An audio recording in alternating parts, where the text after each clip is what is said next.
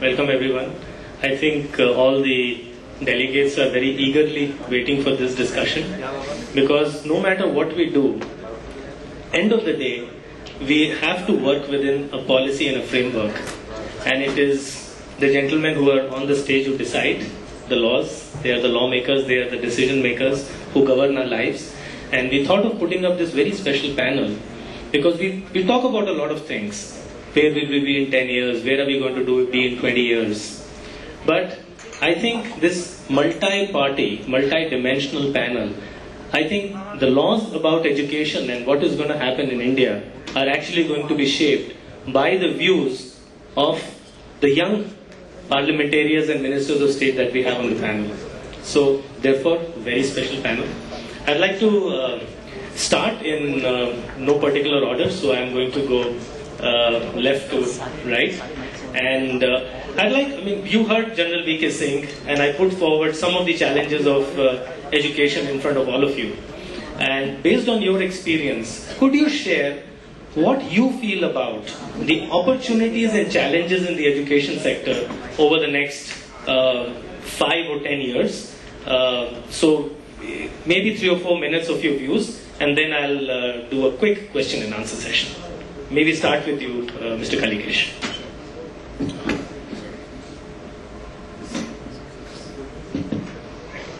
Thank you. General V.K. Singh spoke really well, firstly. I think it was a very, very insightful and inspiring comment that he made. And he's absolutely right.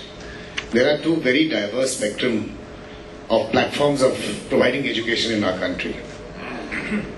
We have the public school platform, which is excellent. We make some of the best minds, nurture some of the best minds in the world, which come out of India. A lot of them from the public school platform. I think that's comparable to any other place in the world. Then there is the government sector. And some of our best minds come from those schools too, irrespective of the challenges that they face. But the fact is, and this is by no means a reflection on Jitin, who was the HRD minister for 2 years, but the fact is, Minister of State, the fact is that a large number of students who are involved in the government educational system fail to meet the quality that's required. There was a report recently which published that almost 25 to 30% of the children in the government schools in class 3 couldn't recognize their names in English, couldn't sign their names. Almost 35% of the kids in class 2 and class 3 couldn't do simple subtraction and addition. There is a problem of quality that we have in the government sector, and that's primarily driven out of our policies. When we in Parliament, irrespective of whichever government comes to fore, whether it's in the state or Parliament, when we in Parliament discuss education and discuss the accomplishments, they will talk about the number of teachers they've hired. They will talk about the number of classrooms they've built. But there will be no barometer to gauge the quality of education that the government actually provides. So I think we need to move from a quantum-driven approach to a qualitative approach. There are other issues which will come about. There's a degree of sensitivity that we need to share. We know that there are specially abled children who, because of the condition, cannot have access to basic education in many places, many rural areas, many villages. We know that there are children who have special education needs, who may not be able to cope with the traditional method of teaching that exists in India. If you don't cater to them, you're depriving them of achieving their full potential. And I think it's time that our educational system becomes sensitive, becomes more focused, and becomes more flexible to bring about not just a system of rote, of ratta and learning and reproducing, but a system which nurtures the mind to think independently, a system which can actually allow the child to have the confidence to raise questions without being reprimanded, to think out of the box and sometimes even question the premises that the teacher is attempting to instill in you. I think that's what is going to create an independent mind, a thinking mind, a mind which can actually contribute to the betterment of the nation. Thank you. Thank you so much, Kalikesh ji. Jitinji, can we have your views, please? Thank you, Shantanu. You just heard and got enlightened by Kalikesh, and I think he should take over as the MOS HRD in this government, because he has the vision scripted out. But my colleagues and member parliaments who are here and the stakeholders in front of me, I'm glad we are here, thanks to Shantanu and Educom, and deliberating on the education way forward. And I've had the opportunity of a brief stint with the HRD ministry as a Minister of State. And I've been on both sides, where we were forming regulations and policies for education. And as a student and as a person, as a citizen, I've seen the way education is going in India. And I can tell you it's a very big challenge. And the approach was to get everybody on board and then come out with a policy and framework for the way forward. Because as Shantanu just said in his remarks, that it's an emergency the way the education system is going. And we're churning out people, students with degrees, and there's no employability, and there's no quality, and it will lead to a catastrophe. But that's the challenge with the government, where we can't move and take steps from emergency to emergency, like we are going to do with the odd even numbers of the city pollution. That might be one of the emergency solutions, but we should have planned better. And that's what we need to do now, and discuss and plan, so that future generations in the next 30 years stand to benefit. We can't move from emergency to emergency. And you all know, because you've been are in the education sector, that India is still grappling with a lot of divides in terms of education. And the first challenge with the government was, at that point of time, in 2004, I can talk about that, and I don't know much about what happened before, was access to education. People didn't have a school to go to. So that's when the policies of that UPA government, we came out with the right to education, which is highly debatable, and you will have a lot of questions on that. I know that. But that's the only way forward. You have to do something to move ahead. And everybody doesn't have absolutely the right prescription to move ahead. So access was one priority, where you ensured that every kilometer, village within every, there has to be a school. And then we start talking about quality, that the right education, the right teacher, the right curriculum, the right content, that has to go down, because it's a very sensitive issue. The child's brain is like a sponge.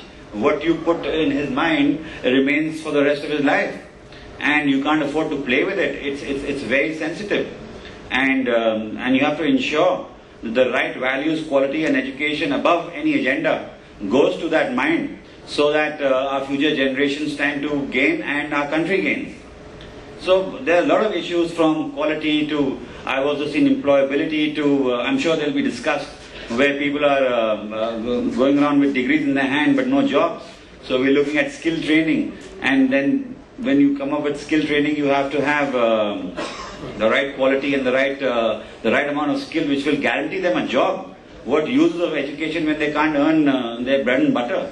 So you got to get practical. You can't only be on theory. And then of course, why we are here, Educom, the smart classes. Not only that, but I'm serious about that, and I'll say that technology will play a great role in bridging the divide, and that's how you're going to be reaching out to those people who don't have access to quality education, who don't have access to good teachers. And I salute the teachers and principals who are here, because they're the ones who shape our lives.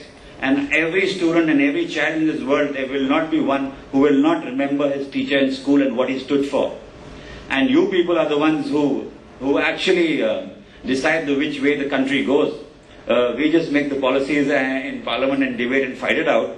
But a teacher is the one who builds the nation, because he gets to that mind which will be the future of this country. and that's what is very important. And I don't know if I have stretched my 4-minute limit, but you have to tell us, because we are politicians and we can go on for hours and hours. So with that, I'll hand over to Anurag. Good morning, everyone. I think first of all we need to understand the difference between imparting literacy and imparting education. And I sincerely feel the governments are still under the influence of National Literacy Mission. And despite getting fancy degrees, as per the industry standard, 70% of the youth is still unemployed or unemployable. So that means along with the education, we need to enhance their skills to make them employable. To me, if you ask me what education means to me, at least for any youth or for any student, what education should deliver is either to make him to earn or invent. या रोजगार हो, स्वरोजगार हो, कारोबार हो या आविष्कार हो, इस लायक उसको बनाया जाए कि कुछ ना कुछ करने के लायक हो. But if you look at the secondary education as well as the primary education, we have failed as far as the secondary education is concerned. If despite getting degrees, 70% of them are not employable, we need to seriously think about that. Shall we have a dual education system like Germany has, which is successful for more than 100 years? If that is successful, we must learn from that and start something from class 9, not what Mr. Sibal thought in the previous government. So he's from the Harvard School, am I right? I don't know. Okay. Because he focused on when initially CBSE came out with nobody should fail till class 5, then there should not be an exam till class 8, then it was extended till class 10. So basically the focus was, don't make them fail in class, let them fail in life.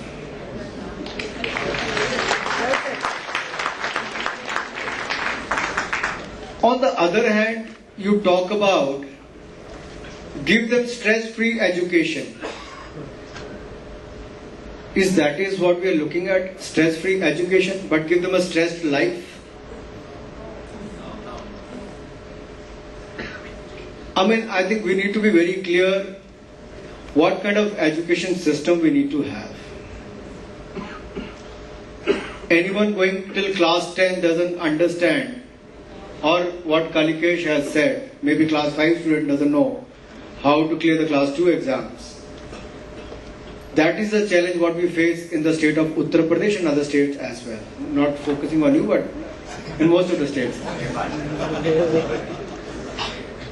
Despite, I come from a hilly state called Himachal Pradesh, and we face the challenge of, having schools in remote areas, in hilly terrain and all that. Despite that, Himachal has done well in the primary education. I think it depends on the state governments as well, how much you invest into the education. But in many states we have seen that even the job of teacher is outsourced. If you're being paid 35,000 rupees, you outsource it for 5,000 rupees. Someone else comes on your behalf and teach the students. This is the challenge what governments face. I think this is very important to look at these areas. As far as dual education is concerned, I am very, very concerned about it, and skill is very important factor today. Vocational training is very important, and I think our government has a focus on that. I am not speaking on the behalf of government. These are my personal comments or experience from the last 5-7 years as I'm working at the grassroots level. But I still personally feel, rather than giving just the stress-free education, we should not force them for a stressed life. We should try and bring the changes required, and no government should shy away from bringing in those changes, especially training the teachers. Teachers training is very, very important today. I personally feel in most of the states we have seen the government has started hiring teachers who have just passed out from class 12th. Even graduated or the postgraduate teachers or the students who have just passed out and looking for jobs, they are unable to write a simple application, which raises a big question mark. Whether they have just got degrees or they have the comprehensive education. I won't take much time. Thank you, Shantanu, for inviting us here. Thank you. नमस्कार, मैं हमारे साथी कलिकेश जी, जितिन जी, अनुराग जी, चौटाला जी, आसिफ साहब, शांतनु जी, सबसे पहले मैं ये कहना चाहूंगा जो मंच पे बैठे हैं और यहाँ जो लोग हैं वो थोड़े प्रिविलेज्ड क्लास है। आप देखेंगे जो गांव में जो हमें आज शिक्षा मिल रही है, जो लोगों का है, मेरा तो ये मानना है कि आजादी के बाद हम लोग ने शिक्षा पे ध्यान दिया ही नहीं। जिस तरह से हम लोगों को काम करना चाहिए था, शिक्षा और इंफ्रास्ट्रक्चर हमने देखा ही नहीं। और मेरा ये कहना है कि दोहरी शिक्षा नीति चली देश में, जैसे कि गांव के लोगों को जो शिक्षा मिली और जो शहरों में जो आप शिक्षा दे रहे हैं वो हम लोग जैसे कुछ प्रिविलेज लोगों को मिल रही है। गांव में जो 90% बच्चे पढ़ रहे हैं आज इस विद्यालय में इसलिए जा रहे हैं क्योंकि उनको भोजन मिल रहा है। सुप्रीम कोर्ट का ऑर्डर था कि आपको मिड डे मील देना है, तो वहां पे बच्चे जा रहे हैं। हम लोग ने तो शिक्षा पे ध्यान ही नहीं दिया। आज भी जीडीपी का मेरे ख्याल से 3.1 और 3.2 वो भी कम हो गया। पहले 3.9 था, उसको 3.2 कर दिया। शिक्षा पे हम लोग दे रहे हैं। तो हम लोग की नीति ऐसी रही है, कहां देश 15% दे रहे हैं और हम लोग उसको भी कम करते जा रहे हैं। मेरा ये मानना है अटल जी ने सर्व शिक्षा अभियान शुरू किया था और बहुत अच्छा कार्यक्रम था, उससे बहुत अच्छे विद्यालय बने। आज जहां हम लोग को 5 किलोमीटर में विद्यालय था, 1 किलोमीटर में विद्यालय है, लेकिन कैसी शिक्षा मिल रही है वहां पे? टीचर है नहीं। अनुराग जी की मैं बात से बिल्कुल इत्तेफाक रखता हूं कि टीचर्स को हम लोग को एजुकेट करने की जरूरत है। सबसे पहले आप लोग कितने लोग अगर किसी गांव में जाकर विद्यालय में जाएंगे तो टीचर अपना नाम नहीं लिख सकते हैं। वो तो आप छोड़िए कि बच्चे लिख पाते हैं कि नहीं, टीचर्स अपना नाम नहीं लिख पाएंगे। तो हम लोग को ये सोचना होगा पहले कि हम लोग किस दिशा में जा रहे हैं। एजुकेशन पॉलिसी मैं फिर सुन रहा हूं कि पहले इंदिरा जी के टाइम में एक एजुकेशन पॉलिसी आई, फिर राजीव जी के टाइम में आई, अब मोदी जी एक और नई एजुकेशन पॉलिसी ला रहे हैं। हम लोग तो आशावादी लोग हैं। हम लोग चाहेंगे कि ऐसी एजुकेशन पॉलिसी आए जिससे बच्चा आगे बढ़े, जिसको सोचने की स्वतंत्रता हो। सबसे बड़ा बात है, जब तक दिमाग नहीं खुला होगा तो शिक्षा का कोई फायदा नहीं। मेरा ये आजकल मैं फिर दो चीज जैसा बोला, मैं आजकल बहुत सुन रहा हूं कि स्किल लेबर, हम लोग को चाहिए कि शिक्षा को छोड़कर स्किल 12वीं के बाद ऐसे ITI जो खुल रहे हैं उसमें उसकी जरूरत है। हम लोग को दोनों चीज की जरूरत है, नॉलेज की भी और स्किल लेबर की भी। क्योंकि हम सभी लोग गए, मेरे ख्याल से येल गए थे हम लोग। 7 दिन का एक कोर्स होता है। कई लोग उसको डिग्री भी मान लेते हैं, लेकिन वो डिग्री नहीं है। 7 दिन का एक कोर्स था जिसमें हमें ये बताया गया कि आप लोग PhD पे ध्यान ही नहीं देते, रिसर्च पे कोई ध्यान ही नहीं देते हैं। और रिसर्च पे तो इस सरकार ने और कम कर दिया है। मुझे दुख के साथ कह रहे हैं, अनुराग जी बुरा मत मानिएगा, रिसर्च पे हम लोग और कम करते जा रहे हैं, जबकि और उस पे PhD पे। और यहां से जो कुछ इंस्टीट्यूट जो हमारे अच्छे इंस्टीट्यूट है, वहां से पढ़ लिख के जब बाहर जाते हैं लोग तो वहीं रह जाते हैं। क्योंकि जब रिसर्च करते हैं तो उनको लगता है यहां पे हम ज्यादा काम कर सकते हैं। उनकी गलती नहीं है, यहां पे हम लोग दे नहीं पा रहे। तो नॉलेज भी हम लोग के लिए जरूरी है, स्किल लेबर नहीं, नॉलेज भी। इंडिया हमारा देश जो है, हमेशा आविष्कार कुछ नहीं हुआ पिछले 60 सालों में। बताएं कोई आविष्कार हम लोग ने किया? लोग हमेशा पूछते हैं, हम जब भी बाहर जाते हैं, ऑक्सफोर्ड गए, येल गए, हमसे पूछते हैं आपने क्या आविष्कार किया है? आप तो कॉपी कर रहे हैं। हम लोग को आगे बढ़ना है।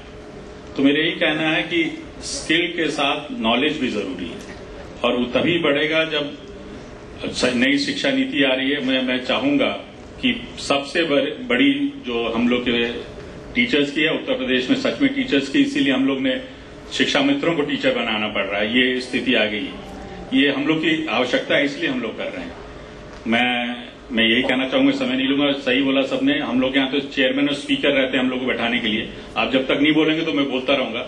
मैं फिर से शांतनु जी का आभार व्यक्त करता हूं कि आप लोग ने हम लोग को यहाँ बुलाया कि हम अपनी बात कह सकें। मुझे पूरा भरोसा है और मुझे पता है हमारे जो नौजवान हैं उनमें इच्छा शक्ति है पढ़ने की भी और आगे बढ़ने की भी, लेकिन उसको हम लोग को जो अभी वर्तमान में लोग नीतियां बना रहे हैं उनको देखना होगा कि अच्छी नीति बने जिससे एक शिक्षित भारत उभर के निकले। धन्यवाद। Thank you, Shantanu. When we are talking about education, I think all my colleagues and seniors, I can say, spoke on a wider aspect ki where should our education go. In a country that is populated and which has a population of approximately 50 plus crore below the age of 25, where education has to be a critical part, we are selling education. We are not giving education, we are selling it. And I still remember my great-grandfather Chaudhary Devilal ji said, हमारा time भला था जब शिक्षा और चिकित्सा मुफ्त में मिलती थी और उतनी अच्छी थी। और आज I think it's one of the costliest thing. The more you pay, the better you say. But when we start comparing, I've been to Sinar, I think most of our colleagues here have been to very good schools. But do people in good school go to good institutions? How many people of good boarding schools or good residential schools or good day boarding schools go to institutions like IITs or IIMs? वहाँ वही जाता है जो मेहनत कर सकता है, और वो मेहनत कहाँ होती है जहाँ पर हमें वो अच्छे टीचर्स मिलते हैं जो अपने स्टूडेंट्स के अंदर कुछ ना कुछ ऐसा डालकर भेजते हैं कि उनका एक एम बन जाता है, we have to reach that goal. जिस तरह अभी मेरे से पूर्व नीरज जी कह रहे थे शिक्षा मित्र, in Haryana we have something called guest teacher. So when we start having teachers as guest in our schools, where will we succeed? As you started off saying, we need 6 lakh teachers. 6 lakh is as of today. Next 20 years, I think our population will grow by another 30 crores or so. We will need so many more teachers to come in. आज जहाँ education की बात करते हैं, education is not only teaching maths. I think as Kalikesh said, कि आज 50% बच्चे 5th में ऐसे होंगे who will not know the division of class 2 also. Are we teaching that to our system? Singapore done has a very good job. They have institutions like ITE, जहाँ 8th के बाद बच्चों को they teach them skills and let them go in that field. And I think once we start doing that, India will succeed off the path, not keeping education in terms of reading books and clearing your exams, but getting that high-end skill in you that you will succeed in that field. I just want to say that I think everybody here is from a good institution or a good school, being the trustees and principal. I think your focus should be embedding the skill in the children, not forcing education onto them. The curriculum that has to be made, it's not only education, sports has to be a part of it. I think building skills like hobbies as carpentry or any other music or anything, that has to be a hobby. And once we start doing it, India will succeed. And I think we are a very young country. We need more innovation, more ideas to come into our education system.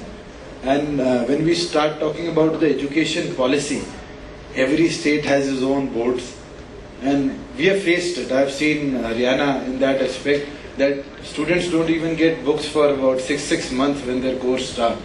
Are we going on that path? Ki we have to finish off on course in 6 months.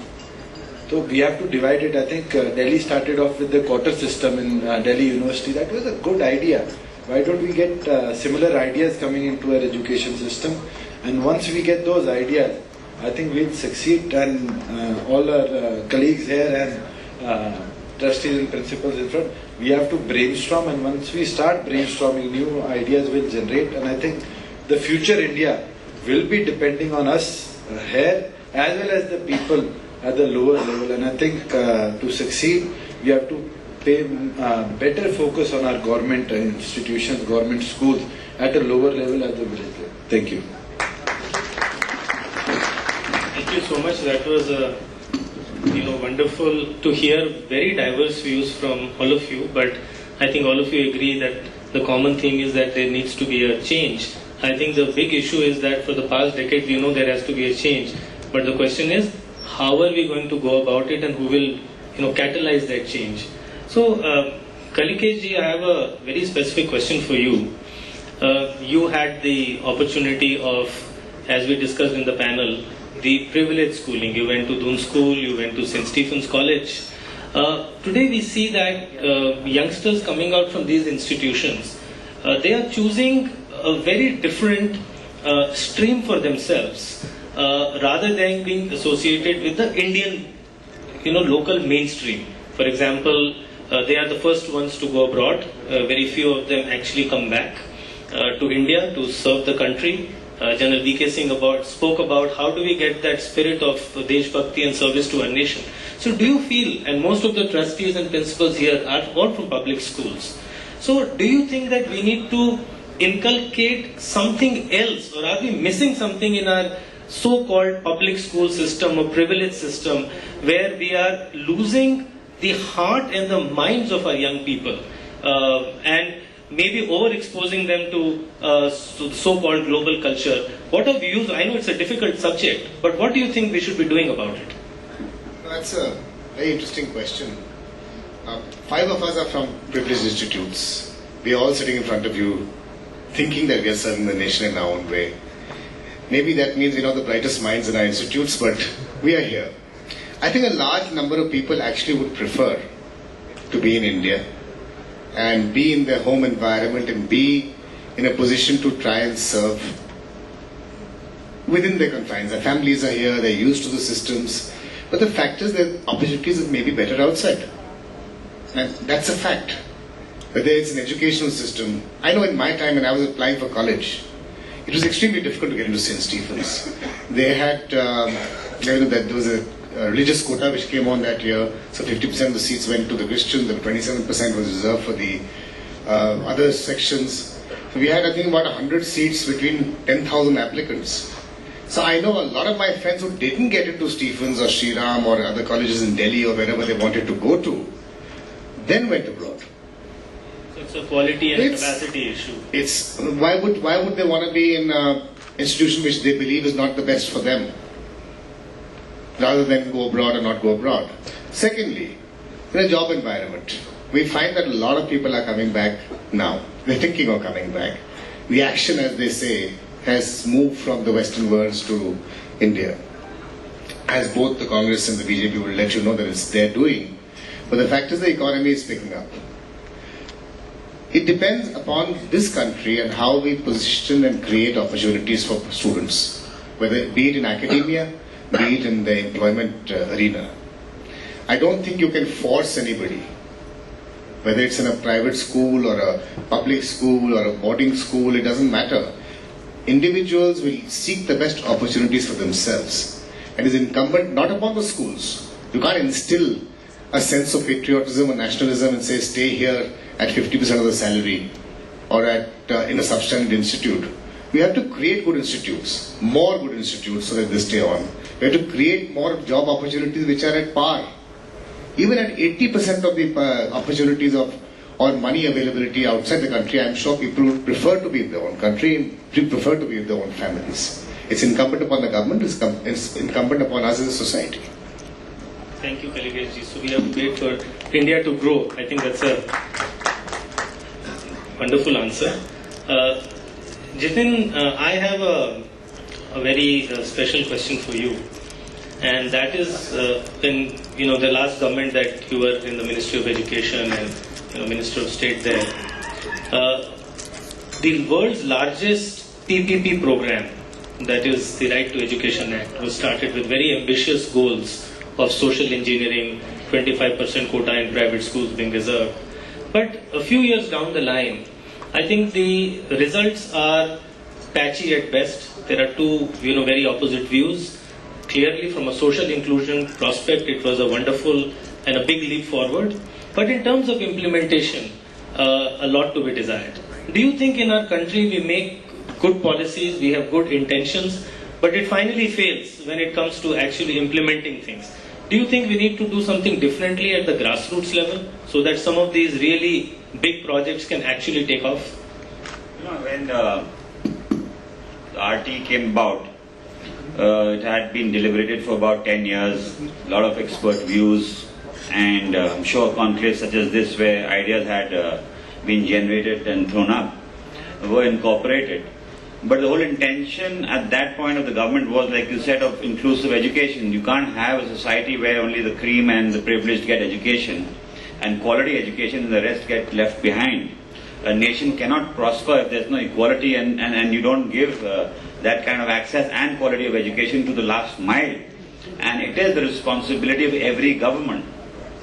And that's where this EWS and other schemes of the government came about, where funds were thrown in to get schools and colleges in the rural hinterland and schools and colleges of principals who are sitting here, where it is our responsibility to ensure that the underprivileged do also get the same quality of education. And that's what the intention was. Some areas it's been successful, some areas I hear there's a lot of complaints and it's not, but that doesn't mean that you stop midway and stop trying and stop experimenting. The call is, when an act comes into being, it has been thoroughly debated. Everybody here sitting, I'm not in Parliament anymore, but has pressed that button to ensure that the RT came about and became an act. And so things don't just happen overnight. A lot of thinking does go about it, on it. And I think unless some more, like you said, technology here is one thing, ICT is one way, where distance learning is the other way, where we would be able to reach out to those people who don't have access to quality education. So ideas have to come about, views have to be deliberated and debated, and solutions have to come about. And it cannot be emergency to emergency, like I said. It has to be planned and for the future. So let's see how it plays out further. And of course, education being on the concurrent list. So it's not only a central government decision.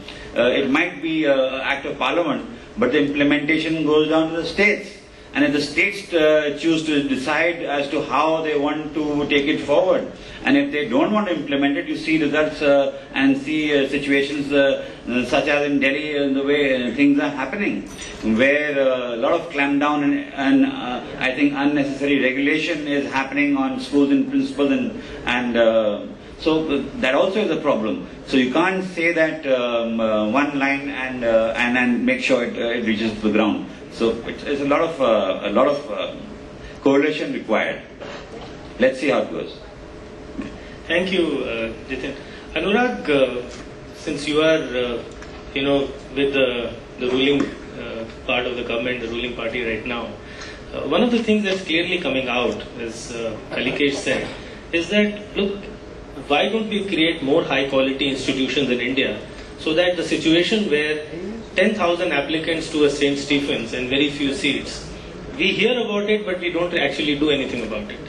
And India is one of the few countries in the world that does not allow foreign institutions to come here. Rather, we prefer to send our students abroad for education, which is clearly, there is an issue there, and a lot of precious resources go there. So one aspect, one question is, the first question would be, as a government, would you be open-minded, and what are your personal views on saying that why don't we create the Oxford and the Cambridge and the Yale in India when we have foreign collaborations and all the other aspects of Indian economy and so on? So do you think that's a way for us to go to create capacity in our country? First of all, let me clear that it's going to be my personal opinion. I think ban and restriction doesn't help you anywhere. If you look at the telecom market, when we had BSNL, most of the people used to pay a bribe to get a telecom connection. But post 1994, I think you have more than 800 million connections in this country for mobile telephones. Not single operator, but multi-operators has helped you to grow. Competition makes you grow. And I think it also brings in a lot of quality. Though there may be a debate today whether there is a lot of call drops and all that, that situation we still face. Despite getting a lot of foreign institutes or educational houses coming and investing in India, you may still face the same problem. But I think if thousands of Indians go abroad to study, which has an impact on your revenue as well, whereas India can become a global hub for education, I think we should look at education from that angle, not only to cater to the Indian market, but also should be a hub for the globe. Personally, I think like that. But at the same time, when you get a lot of representation from the Indian educationists or the people who are involved, invested heavily into education, they will always come with their set of problems and try and, speak not in favor of that. So that is also a big question mark. But I personally feel, as far as the education is concerned, today with the help of technology, technology can play a very, very important role. Today, young people like Mr. Bagati, who has made an application being in class 11, look at the youngsters, they have got great mind. They're coming out with application which could be useful in a remote area. On a mobile phone, you can learn what you can't, learn in a city. What you can learn in a city, you can learn that in a remote village as well. So I think with the help of technology, with the help of e-learning, digital classrooms, that play a very, very important role. And I think our government is focusing on Digital India campaign. With the help of improved telecom infrastructure, we will be able to deliver in a couple of years' time at the grassroots level. And I think a company like yours can play a very important role in that. Thank you so much, Anurag. I have a quick, follow-on question for you. I think one of the challenges that all educators face today is, in fact, one of the things is because of technology. Because of technology, the students' knowledge about the subjects and the wide variety of information that they are able to get from Google and YouTube sometimes exceeds the knowledge that the teacher has in the classroom. So the teachers also have a big challenge that they feel that somewhere they are also becoming irrelevant in the system. So what do you think we should do? Should we make our system very flexible? So today if I am in class 12th, I have a very limited choice of subjects that I can take. But a youngster like Arhan Bagati, he may want to do a specialized course on web development. Now that is not available in the school that he goes to. So I think we probably need to completely unshackle the education system to let good ideas flow from every side. But that requires a very bold regulatory move. What are your personal views on this topic? My personal views are, maybe in class 9th, the student must opt for the skills they want to adopt. For example, after class 8th, I feel like that I can't reach anywhere if I even take a graduation. I become a graduate. I can think of becoming a mechanic or an electrician, plumber or whatever it may be. But then there should be a window sometime in my life that after 4 years, 5 years of my experience, if I want to go and have a diploma or a degree, that opportunity should be there for me. As far as the student is concerned to have a web course or something else, I think those opportunities should be made available. But at the same time, if you look at the education system, today we see parents, like they say that the kids are overstressed with education. But I earlier touched upon that. Don't give them stress-free education, give them stress-free life.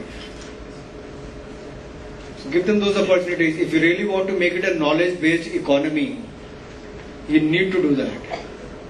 Very, very interesting point. Thank you. Neeraj, the Samajwadi Party government actually had taken the lead in India when they distributed laptops to students. And that was I would say, a very bold move, and a lot of states followed after that. But in a large state like Uttar Pradesh, the dichotomy is that you may distribute laptops to a few, and they may become the so-called empowered children. But simultaneously, there are, literally lakhs of schools where we don't even have a teacher. We don't even have a proper toilet facility. So these two worlds of India, I think, how do we navigate these two worlds? Where we have to give very high quality education, laptop, internet, high quality teachers, to develop the next generation of global leaders. Simultaneously, we have people at the bottom of the pyramid who are absolutely, zero level, when very limited resources we have. So how do you think, as a policy maker, as a parliamentarian, how should we think about these challenges? सही आपका सवाल है, लेकिन आपके सवाल के पहले मैं एक बात कहना चाहूंगा। जो आपने कहा ना कि समस्याएं हैं, जैसे हम नई एजुकेशन पॉलिसी बना रहे हैं, लेकिन मेरे को तो समस्या अभी एडमिशन में लगती है। आज फिर न्यूज़पेपर में पढ़ रहा था कि नर्सरी एडमिशन के लिए फिर कुछ रूल चेंज हो रहा है। आज हम नर्सरी एडमिशन के लिए रूल नहीं बना पाए तो नई एजुकेशन पॉलिसी क्या बनाएंगे? मैं हर साल मेरी एक बेटी एक क्लास, बड़ी वाली बेटी एक क्लास, उसको 7th में होना चाहिए, वो 6th में है। छोटी वाली को 4th में होना चाहिए, वो 3rd में। हम लोग कुछ चीजें कर नहीं पा रहे हैं। लेकिन हमारे मुख्यमंत्री जी का एक विजन था। वो पहले लोकसभा में थे हम लोग के साथ, और कई बार हम लोग सेंट्रल हॉल में, क्योंकि आप जानते हैं ये लोकसभा और राज्यसभा की हिंदी चलती है, तो हम लोग सेंट्रल हॉल में बैठे थे। ये चुनाव के पहले की बात थी, 2012 के चुनाव के पहले लोग जो हुए वहां पे विधानसभा के चुनाव। तो मुख्यमंत्री जी कह रहे थे कि मुझे अपने यूथ के लिए कुछ करना है, कुछ ऐसा करें कि वो आने वाले समय में उस चीज से आगे बढ़ सके। तो ये एक छोटा सा प्रयास था, ये नहीं कि लैपटॉप देना हम लोग का था कि उससे यूथ हम लोग के साथ हो जाएगा। इसलिए हमने दिया कि क्योंकि हम लोग इस समस्या को समझते हैं, आप समझेंगे, क्योंकि जो लड़का बलिया के एक रिमोट गांव में पढ़ रहा है, उसको आप सही कह रहे हैं, उसके यहाँ टॉयलेट नहीं है और बिजली नहीं है, तो उसको लैपटॉप देने की क्या आवश्यकता है? क्यों? इसलिए आवश्यकता है क्योंकि जब वो नौकरी ढूंढने आता है दिल्ली में या बंबई में या कलकत्ता में, किसी शहर में जाता है, तो सबसे बड़ी समस्या उसको यही है। सबसे रेज्यूमे में अगर देखा जाएगा कि आपने कंप्यूटर है ही नहीं, तो आपको वैसे ही नौकरी नहीं मिलती। क्योंकि हम लोग ये समस्या हम लोग किसी के यहाँ भेजते हैं, तो कहते हैं सर इसने तो कुछ पढ़ाई लिखाई नहीं है। अगर उसने सब कुछ किया होगा तब भी अगर वो कंप्यूटर एजुकेटेड नहीं है तो वो जीरो है। तो इसलिए माननीय मुख्यमंत्री जी, और छोटा मोटा नहीं है, 19 लाख बच्चों को हम लोग ने दिया है, और ये चल रहा है, ये प्रोसेस है। 12th में हम लोग लैपटॉप बच्चों को अभी भी दे रहे हैं। ये हम लोग का एम्बिशन है कि हर एक, आज किसी भी रिमोट विलेज में चले जाएंगे आप यूपी के, हर विलेज में 3 या 4 कम से कम लैपटॉप आपको मिलेंगे। ये इसलिए क्योंकि आज ये आवश्यकता है। जैसे मोबाइल फोन के बिना हम लोग नहीं रह सकते। आने वाले समय क्या समय आ गया है कि लैपटॉप जरूरत है, इसलिए हम लोग दे रहे हैं। और आपकी बात सही है, टॉयलेट्स बन रहे हैं। प्रधानमंत्री जी का सपना है कि हर विद्यालय में, क्योंकि सबसे बड़ा ड्रॉप आउट गर्ल चाइल्ड का इसीलिए होता है क्योंकि टॉयलेट्स नहीं है। माध्यमिक प्राइमरी एजुकेशन होता है, मिडिल स्कूल में नहीं जाती, वो हम लोग बना रहे हैं। और लेकिन दुख के साथ ये कहना पड़ता है कि सर्व शिक्षा अभियान का बजट कम किया जा रहा है, स्टेट्स को नहीं दिया जा रहा है, तो उससे इसमें थोड़ी कमी है। वो आने वाले समय में मुझे भरोसा है कि सरकार सोचेगी। और ये बात सही है कि कंकरेंट लिस्ट में एजुकेशन है, स्टेट को भी करना है। हमारा स्टेट, मैं जानता हूं कि शिक्षा के क्षेत्र में आगे काम करना चाहता है और कर रहा है। आप हमारे ही प्रदेश में हैं, बिल्कुल है। इसलिए आप जानते हैं काफी काम हुआ है जी। Thank you.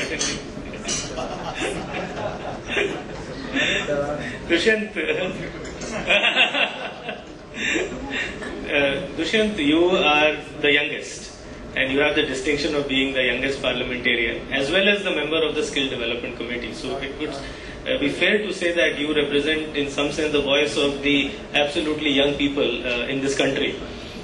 One of the things that has been observed is that young people are losing faith. They are losing faith that even after they get out of school, they get a degree, there are no jobs available for them. And the issue with skill development in India has been that it's a band-aid approach. You have a scheme of the government, Pradhan Mantri Kaushal Vikas Yojana. In 3 months, you want to give him a skill that will get him a job. It's practically not possible. So therefore, you are doing the skilling, still people are not able to get a job. But you rightly said that we need to do this at a more grassroots level, which needs more funding, it needs policy change. But we don't have time. We have so many young people. India is the youngest nation in the entire world. So do you think we are heading towards a major social problem when there are lakhs of people, millions I would say, with degrees and no jobs? How will we deal with this problem? once we start talking about how to deal, I think midday meal is the biggest problem our country is facing. I'll tell you one aspect. In 1977, when Chaudhry Devilal ji became the Chief Minister of Haryana, he started giving 1 rupee to a student to go to school. And the turnout rate of students increased. But now parents are forcing kids to just jump into school because they don't have to cook the lunch for the students. I think on that end, there are areas. I won't debate. Haryana doesn't need that huge a budget for midday meal as Jharkhand or Chhattisgarh, the tribal areas need. We need to focus there also. But when we start talking about discussion on how skills have to be embedded, children at the age, as before me it was discussed that Master Bhagati wanted to learn that course, but he could not because there is no course like this. We have to have institutions, even schools, with specialized courses that can teach kids at the age of class 8, 9, 10, 11, 12 the courses they want to. As we talk about universities coming up as Harvard or Oxford into India, they won't succeed. Our infrastructure and our society is totally different. Our country being hugely populated and divided into 30 states, I think there needs to be education policy for each and every state separately to deal with the local. In a state like Uttar Pradesh, the regions have to be divided into 3 different parts because eastern Uttar Pradesh cannot be similar to western Uttar Pradesh. So I think there has to be a policy that specifies the area. And once we start doing that, with the money and resource we are putting into other factors, I think we'll succeed, and that should be the main focus of the government. Thank you, Dushyant. I think it's a good time to ask for questions from our audience. But before I go there, a question that was coming in my mind. If I were to ask if you were the Minister for HRD, if you can tell in 10 seconds, what is that one big thing that you would launch? So imagine you are the Minister for HRD, you have been appointed today, and in one sentence, what is the big change or the big plan that you will launch? Kalikesh. Change the manner in which we look at education to be more education friendly. I'll give you 1 or 2 examples. We are making toilets, Swachh Bharat Abhiyan. We are not giving water. The HRD minister should use the toilet at the end of the day to get a feel of how it is for the kids. District Innovation Fund for education, for improving the quality of education. If you spend less than 60%, it is stricture on your report card. If you spend more than 70%, it's assumed that you're corrupt. It's ridiculous. We in our own policies are stymieing the way education is coming about. We need to have a complete overhaul, as you said, and we need to make sure that the education is suited for the child and not the way it is taught right now. I'll just stick by the Sarv Shiksha Abhiyan and right to education and try and figure out where the bottlenecks are and what the problems that lie so that it can be further better. But I believe strongly that's the only way forward, where you have inclusive growth and education model where everyone is brought on board, and especially you're catering to those people who have not got access and that privilege to good quality education. So things like more focus on infrastructure and less on quality, we could debate that. Things like why there are dropout rates and why is the girl child not being in the same level as the boys, those could be thought about. EWS, where the problems lie in that could be sorted out. Fees and regulation and over-regulation, that could be debated. But you need to look at that regulation is very important, being a sensitive subject and a subject where you're playing with people's mind and the country's future. We've had instances where people are going for excess profiteering. We've had areas where, especially in higher education, where certain subjects have become more lucrative, and then you see the whole generation going there.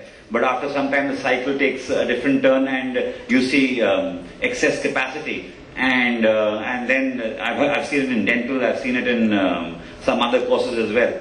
So you can't have that model where you will have a problem later. So a certain bit of regulation is important.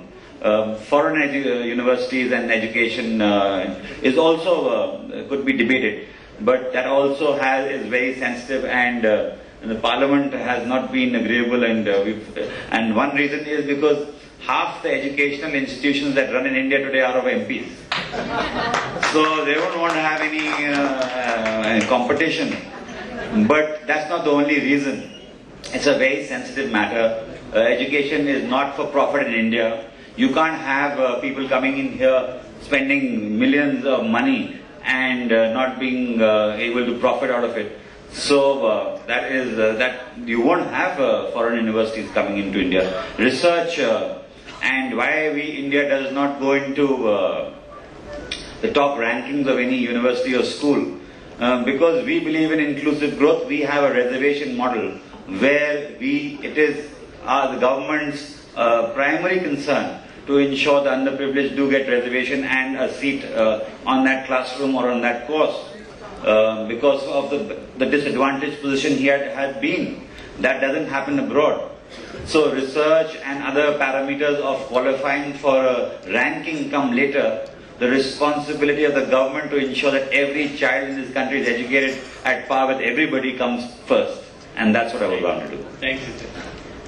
Anurag, one line if you were Minister of Education. I think we should focus more on reading, writing and speaking skills. At the same time, when we say about skill education, I think it's very important that we must involve our industry into that. Every small or big industry should become the member of chambers, and the chambers must decide with the HRD ministry what should be the curriculum, so that the students who will pass out should have practical training in the industry as well as during the course of their education. So once they pass out, they are directly employed by the industry. I think that is very, very important. We should get industry on board along with the educationists to get them on the same line so that we have more and more employable youth. और कुछ तो नहीं बोलना। नीरज जी, नहीं आप think you Neeraj ji, मैं आप शिक्षा मंत्री हो। मैं 10 सेकंड ही लूंगा। मैं इतनी बड़ी बात नहीं कर सकता जो ये लोग कह रहे हैं, ये बहुत आगे चल रहे हैं। सबसे बड़ी जरूरत आज अच्छे शिक्षकों की है। टीचर्स जब तक नहीं होंगे, आप जाके प्राथमिक विद्यालय तो देखिए किसी गांव का। और दूसरा पॉइंट, गर्ल चाइल्ड एजुकेशन। सबसे ज्यादा ड्रॉप आउट उसमें होती हैं। अगर इन दो चीजों पे हम ध्यान नहीं देंगे तो शिक्षा में आगे बढ़ना, अभी भी हम लोग कितने लोग बच्चियां पढ़ नहीं रही हैं, और जिनमें क्षमता है पढ़ने की, मेरे लिए दो सबसे जरूरी चीजें हैं। मुझे लगता है जो गर्ल चाइल्ड की बार बार बात आती है, if you go to the schools when the meritorious students are awarded, you will find 70% of the students who are awarded are girls. 70% मैं हरियाणा के स्कूल से लेके महाराष्ट्र से लेके हिमाचल तक किसी स्कूल में गया हूँ देश भर में, वहाँ पर लड़कियां 70% उनको अवार्ड दिया जाता है, लड़कों को नहीं। The girls who are there are doing very well. Yushan ji, one line. We are running out of time actually. If I have to say, I'll say we have to focus on research and the skill we put it into the children. I think जो जब से auto correct आया है ना, the skills in our country have gone down. We have to focus on getting the reading and writing skills, as Anurag Thakur said. And I think once we focus on it, our country will be on the right track. Thank you so much. Thank you so much. Unfortunately, we have completely run out of time. But Prashant sir, I have one point here. One question we'll take last. And I would support Anurag ji. Here also, more female principals are sitting.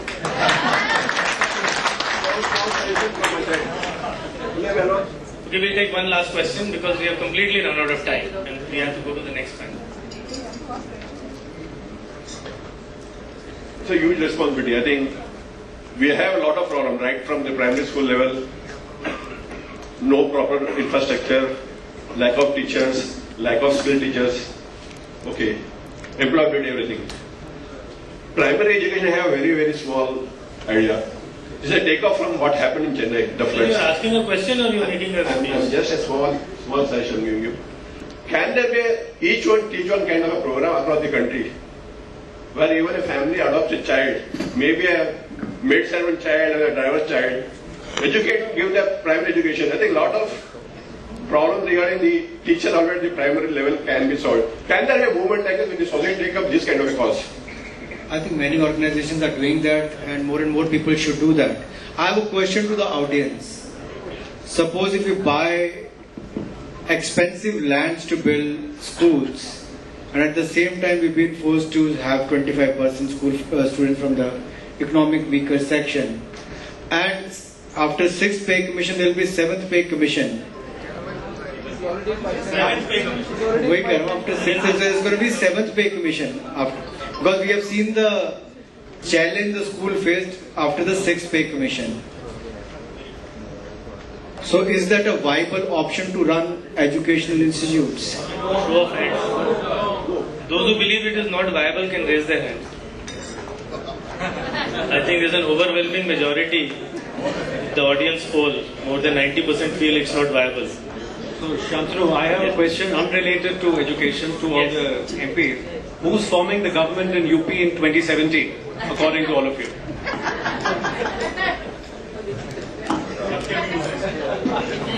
I should be the only one allowed to speak because they all have vested interests.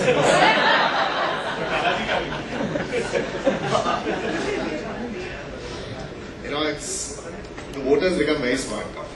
You've seen the dichotomy in voting between Lok Sabha, Delhi, Bihar, even the other states which went to BJP. It's going to pick out the party, and I believe in an absolute majority in UP again, but pick out the party which believes the highest amount of hope lies in. Which is that party? Of course, the Congress. मैं ये नहीं कहता, मैं बार बार हम लोग ये कहते हैं सारे राजनीतिक वोटर बड़ा स्मार्ट हो गया है. I have objection to that statement. लेकिन हर पार्टी चाहेगी कि उसकी पार्टी आए, और लेकिन एक बात से मैं सहमत हूं, जो भी आए एब्सोल्यूट मेजॉरिटी आए, कि वो रिस्पॉन्सिबल रहे कि क्या उसने काम किया कि नहीं किया. आज हम लोग केंद्र में सरकार है, उस पर कम से कम उंगली तो उठा सकते हैं कि आपने 18 महीने में कुछ नहीं किया.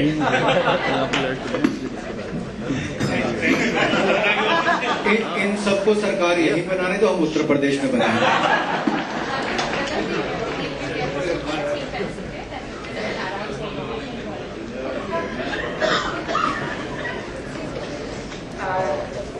May I now request Shantanu sir to felicitate our eminent guests. Can you please give them a huge round of applause?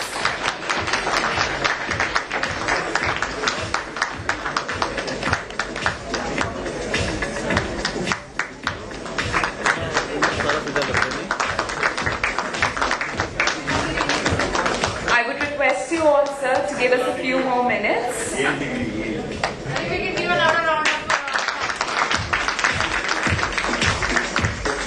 Sir Hardeep Singh Virk, can we give him a huge round of applause, please?